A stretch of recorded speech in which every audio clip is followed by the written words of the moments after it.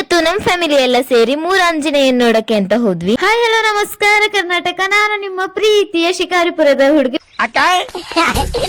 ಆ ಸೂರ್ಯ ಹೇಳೋಕ್ಕೂ ಮುಂಚೆನೆ ನಾವ್ ಎದ್ದಿ ಸ್ವಲ್ಪ ಕೆಲಸ ಎಲ್ಲ ಮಾಡಿ ಪಟ್ ಅಂತ ರೆಡಿಯಾಗಿ ನಾವು ಹೊರಟಿದ್ದೆ 3 ಆಂಜನೇಯನ್ ನೋಡಕ್ಕೆ. ಹೌದಾ? ಹೌದು. ಫಸ್ಟ್ ಹೋಗಿದ್ದೆ ನಾವು ನಮ್ ಬಾಸ್ ನ ನೋಡೋಣ ಅಂತ, ಆದ್ರೆ ಅಲ್ಲಿರೋ ಜನ ನೋಡಿ ಶಾಕೆ ಆಯ್ತು ನಮ್ಗೆ.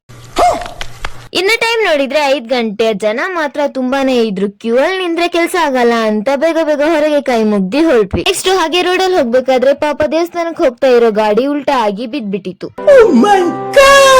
ಹಾಗೆ ನೆಕ್ಸ್ಟ್ ಮುಂದೆ ನೋಡಿದ್ರೆ ತುಂಬಾನೇ ಜಿಂಕೆ ಎಲ್ಲ ಕಾಣಿಸಿದ್ವು. ಅವು ನೋಡಿದಾಗ ನಮಗ್ ನೆನಪಾಗಿದ್ದೆ ಈ ಸಾಂಗ್.